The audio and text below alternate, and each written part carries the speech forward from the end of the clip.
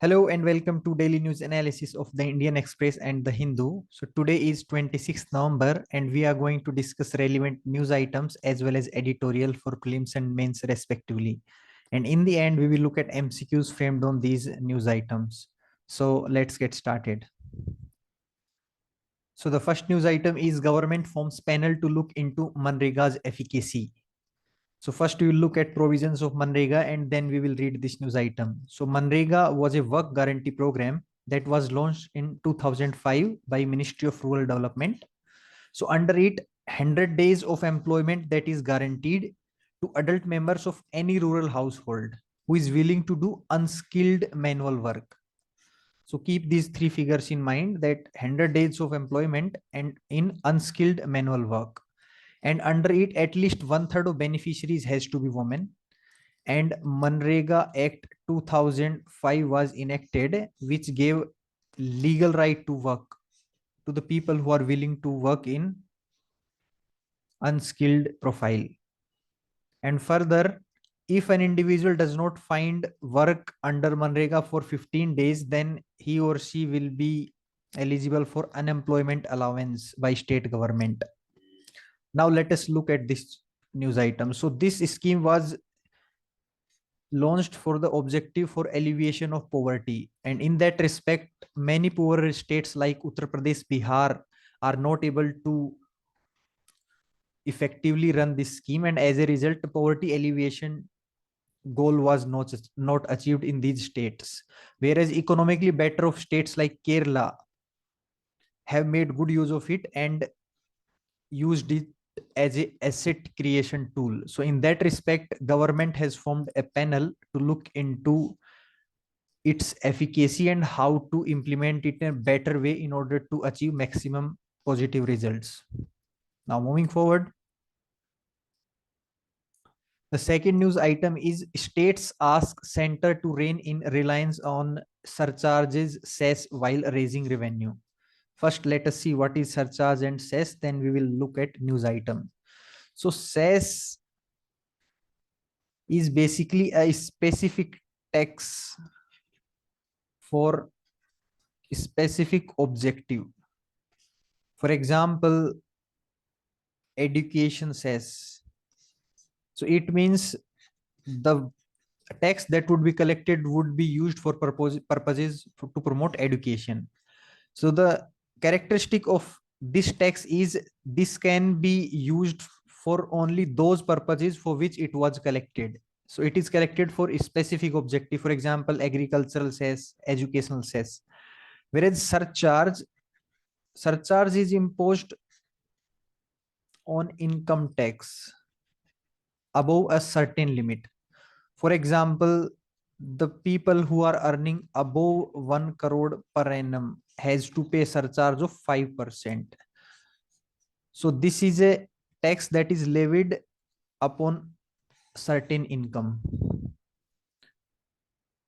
And the basic difference between cess and surcharge is surcharge can be used for any purpose by union government. And one more thing is cess and surcharge are used by central government and cannot be shared with states. So in that respect, let us see the news. So various states have argued that there has been rise in share of surcharges and cess in recent years.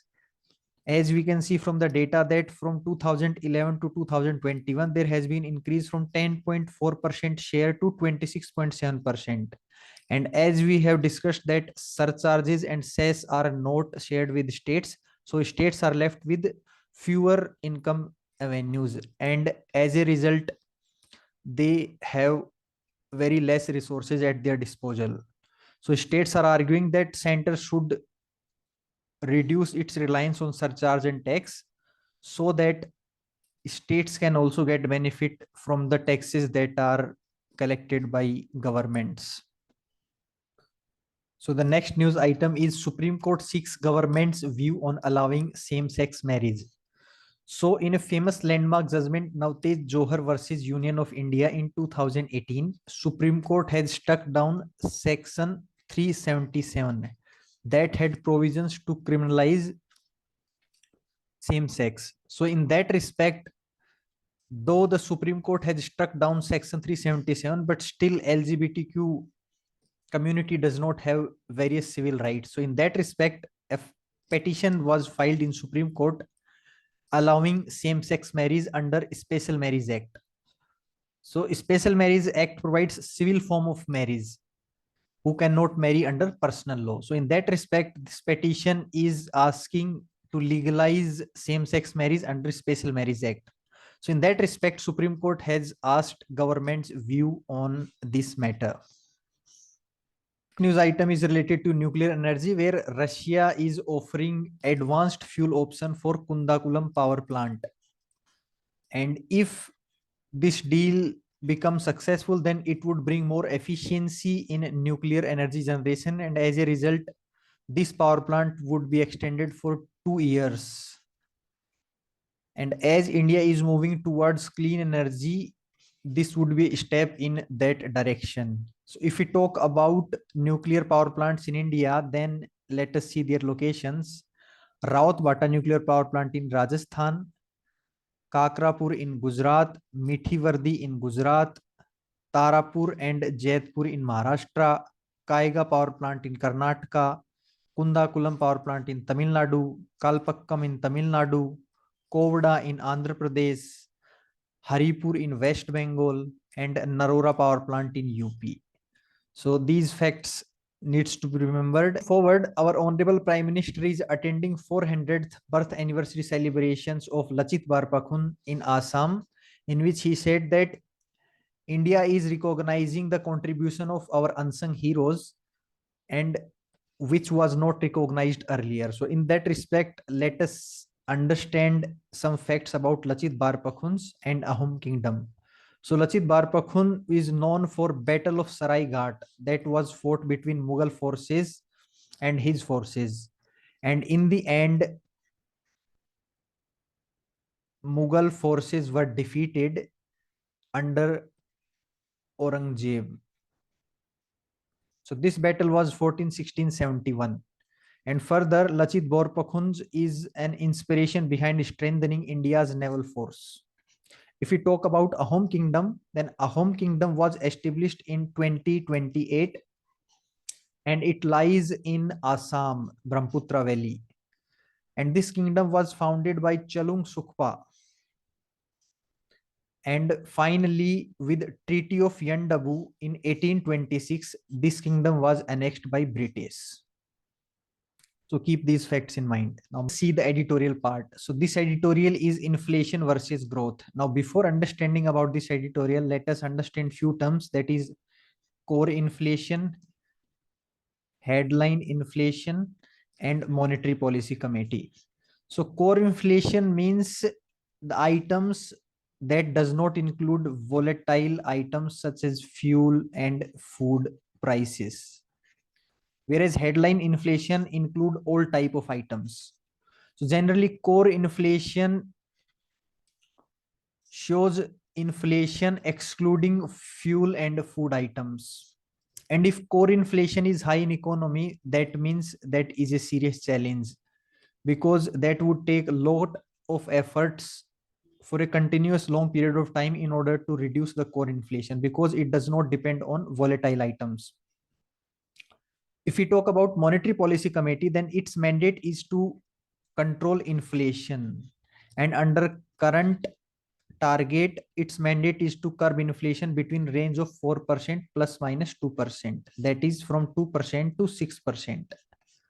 Now this editorial says that our inflation has been over 6% for past 4 quarters, though it has come down to 6.8% in recent month, that is in October, but still it is above threshold limit of 6%. And in which it says that core inflation also lies above 6%, that is around 6.1%. So there needs to have a continuous effort in order to bring down the inflation below 6%. And that is the target of monetary policy committee. But at the same time, when we talk about India's growth, there are various factors, that is exports are slowing down due to global factors.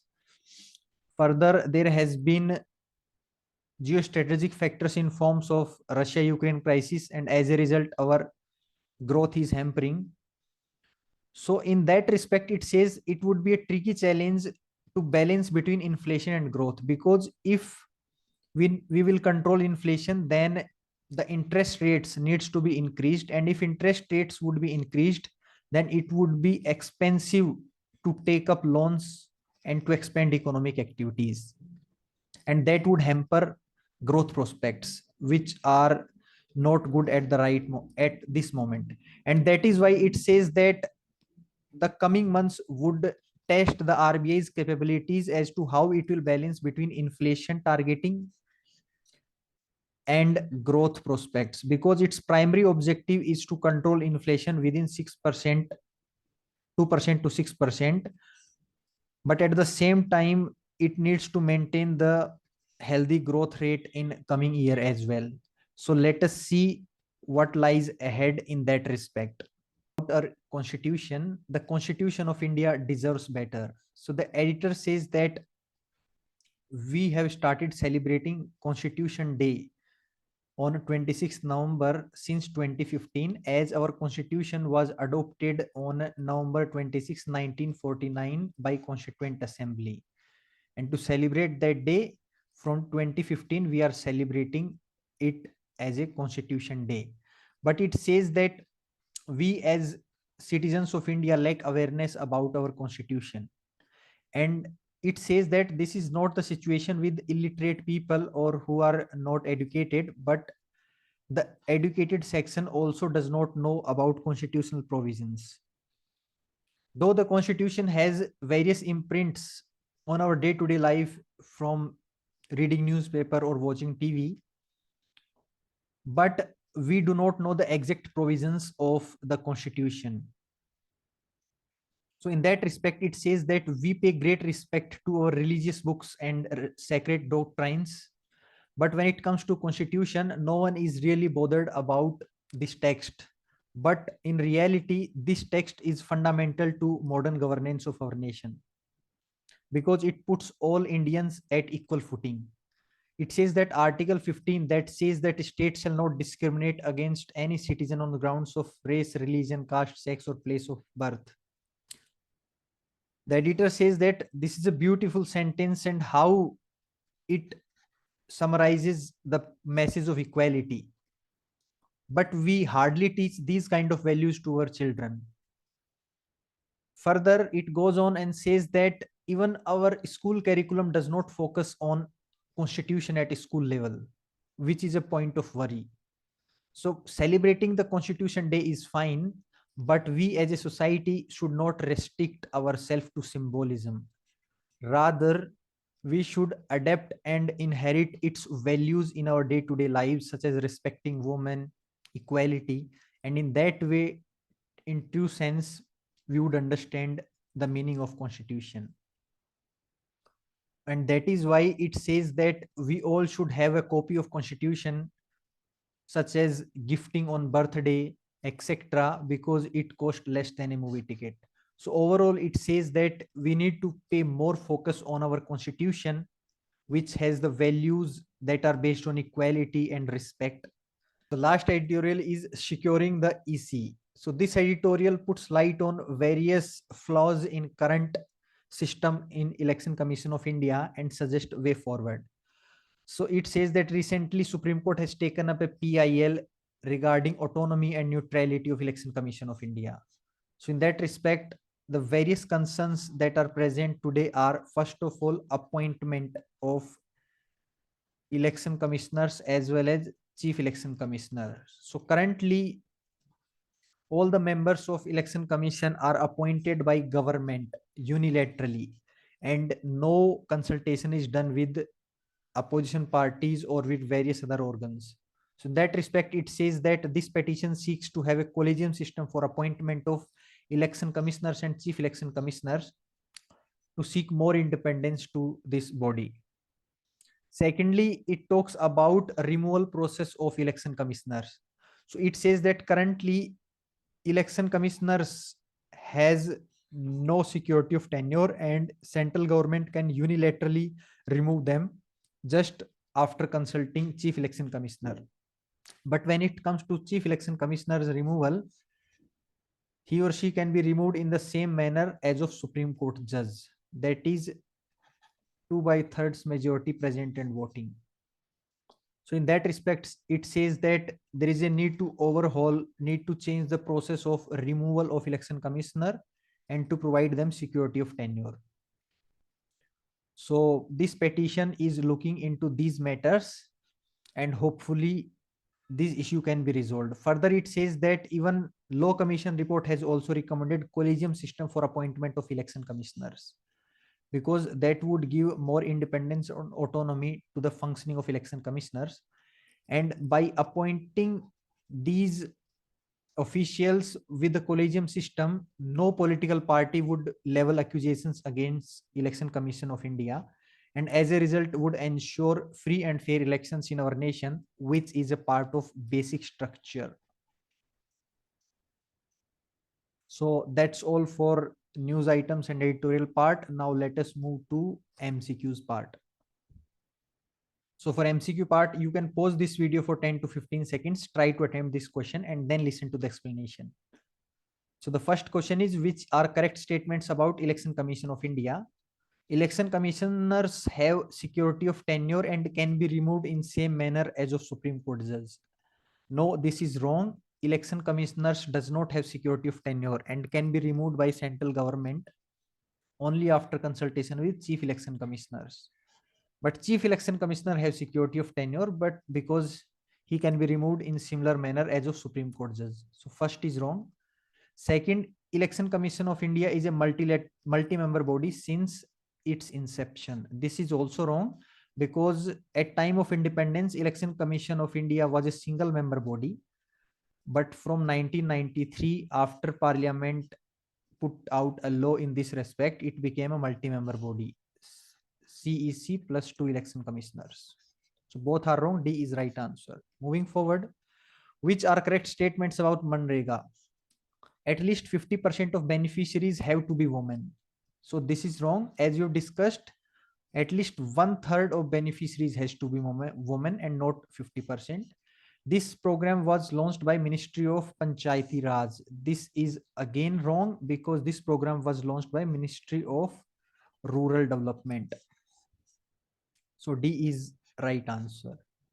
Moving forward, which are correct statements about cess and surcharge? Cess is a tax on tax for a specific purpose. Yes, that is true. Cess is a tax that is levied on income tax after a specific limit. Let's say after 1 crore, above 1 crore annual income. So that is true. Surcharge can be used for any purpose. Yes, that is the basic difference between cess and surcharge, that cess can be used only for a specific purpose for which it was applied, whereas surcharge can be used for any purpose by union government. So both are true. C is right answer.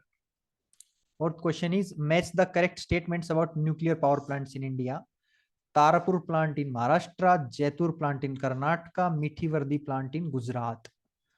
So as we have seen that Tarapur plant and Jaipur plant both are in Maharashtra, and Mithivardi power plant is in Gujarat. So one is true, second is wrong, third is true, 1 and 3 only. C is right answer. And last question of the day is, our constitution was adopted on 26th November 1949, and that is why we celebrate 26th November as our Constitution Day. So B is right answer. So that's all for today. If you find this video helpful, then please like this video and subscribe to this channel.